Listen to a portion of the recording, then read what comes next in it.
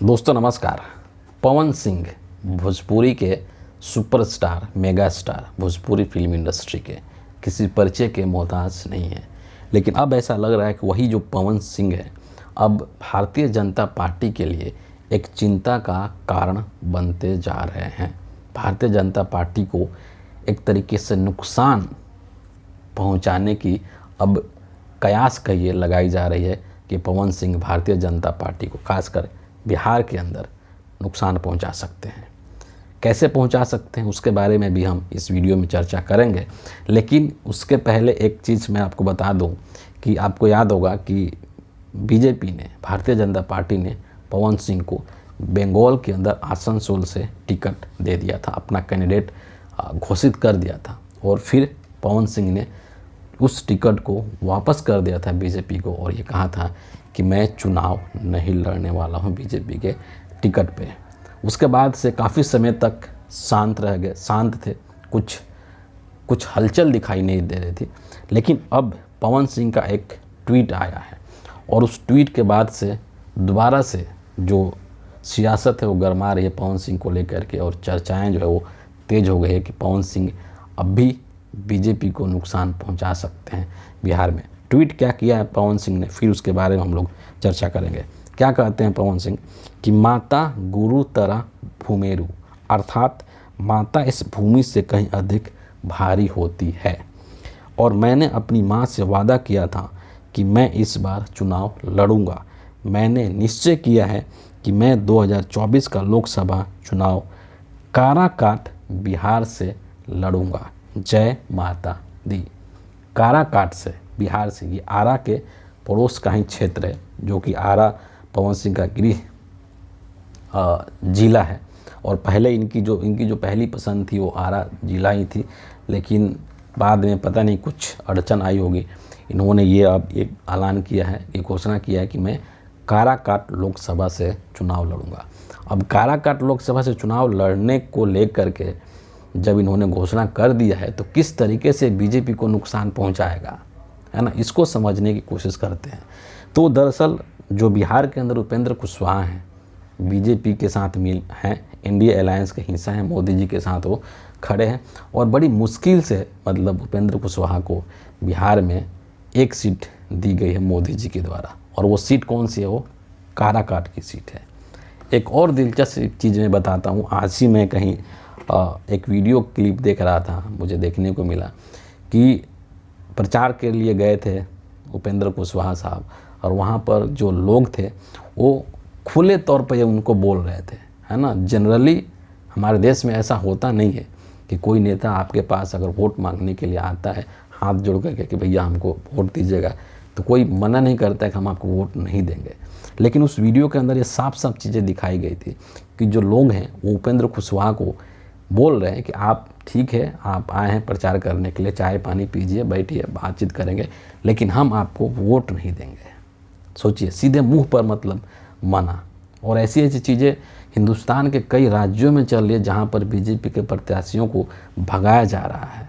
उत्तर प्रदेश के अंदर मेरठ का घटना सबको याद होगा, जहाँ पर कि अरुण गोविल खड़े हैं जो कि भगवान राम का रोल किए थे सीरियल के अंदर। उनको लोगों ने मुर्दाबाद का नारा दे करके और वापस जाओ का नारा दे करके वहाँ से भगा दिया था। फिलहाल हम बात करते हैं काराकाट को लेकर के। काराकाट में अब जो कि उपेंद्र कुशवाहा हैं वो एनडीए अलायंस के साथ हैं, मोदी जी के साथ हैं और उसी लोकसभा चुनाव से पवन सिंह भी चुनाव लड़ने की घोषणा कर चुके हैं। किस पार्टी से लड़ेंगे अब ये क्लियर नहीं है ना। हो सकता है निर्दलीय लड़ें, हो सकता है किसी पार्टी के साथ लड़ें। उस पर भी मैं थोड़ा सा बताऊंगा कि क्या कुछ इनपुट है। लेकिन उसके पहले जो जातीय समीकरण है काराकाट का, एक बार उसको देखना ज़रूरी है ना। वहाँ पर जो वोटर्स की संख्या है उसमें जो यादव वोटर्स हैं उनकी संख्या 3 लाख बताई जाती है। मुस्लिम्स जो हैं उनकी संख्या 2.5 लाख बताई जाती है और जो राजपूत हैं उनकी संख्या 2 लाख बताई जाती है कि 2 लाख की संख्या में वहाँ पर हैं।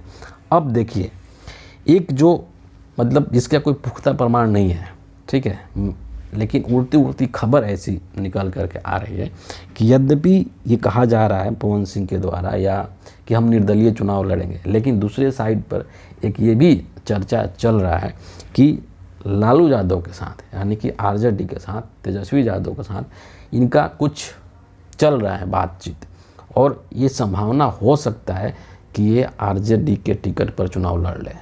ठीक है, लेकिन यहाँ पर भी एक पेंच है। पेंच क्या है कि जब बिहार के अंदर जो इंडिया अलायंस है, कांग्रेस है, राजद है, लेफ्ट पार्टियाँ हैं, मुकेश सहनी भी आ गए हैं अब, है ना, तो जब सीटों का बंटवारा हो रहा था तो उस समय में जो काराकाट का जो सीट है वो लेफ़्ट के पास गया था, और लेफ़्ट ने वहाँ से जो भाकपा माले हैं उन्होंने अपना उम्मीदवार भी वहाँ पर उतार दिया था, राजा राम सिंह को उतार दिया।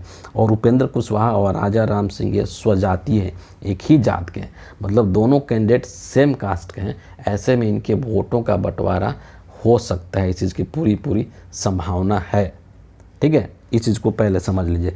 अब देखिए, अब अगर सपोज मान लिया जाए कि ये जो पवन सिंह है अगर ये राजद के साथ जाते हैं तो जो भाकपा माले के उम्मीदवार हैं राजा राम सिंह, वहाँ पर ये चीज़ का संभावना हो सकता है कि एक फ्रेंडली फाइट हो जाए, मतलब आपस में ये मिल जाए कि चूँकि हम सभी इंडिया अलायंस के हिस्सा हैं तो सारे जो वोटर्स हैं उनको ये मैसेज दिया जाए कि आप जो है जितने जो वोट हैं वो पवन सिंह को ट्रांसफ़र कर दिया जाए, क्योंकि जितने भी जो भोजपुरी स्पीकिंग जो लोग हैं, जो भोजपुरी भाषा बोलने वाले लोग हैं, उनके अंदर एक अच्छी खासी इनकी पहचान है ना, अच्छा खासा एक पकड़ है, लोग इनको बहुत चाहते हैं फिल्मों के माध्यम से या गाने के माध्यम से।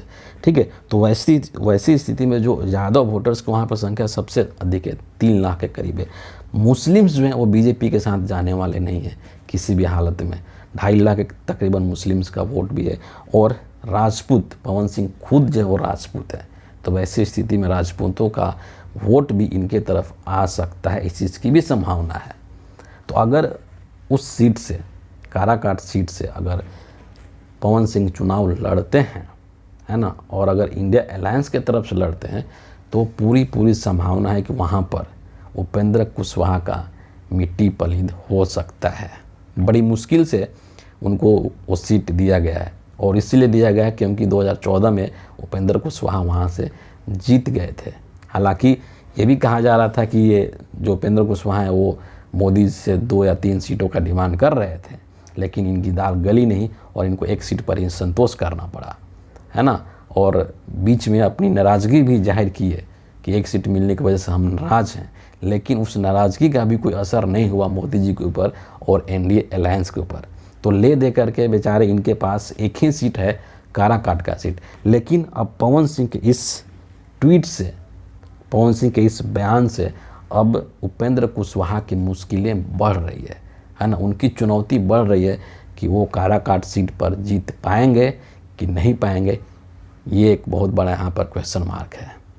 तो फिलहाल अभी चूँकि घोषणा नहीं हुई है तो देखते हैं कि अभी आगे क्या होता है कि ये निर्दलीय लड़ते हैं या फिर इंडिया अलायंस के साथ जाते हैं, राजद के साथ जाते हैं, क्योंकि बात तो चल रही है राजद के साथ कि इनका शायद कुछ अंदर खाने में कुछ चल रहा है इनका, तो वो चीज़ अभी सामने आना बाकी है। अगर इनकी बात बन जाती है लालू यादव के साथ तो हो सकता है कि ये इंडिया अलायंस के तरफ से उम्मीदवार बन जाए, लेकिन ये चीज़ अभी भविष्य की बात है, अगले कुछ दिनों में ये क्लियर हो पाएगा। फिलहाल इस वीडियो के इतना ही है। आप सभी का बहुत बहुत धन्यवाद।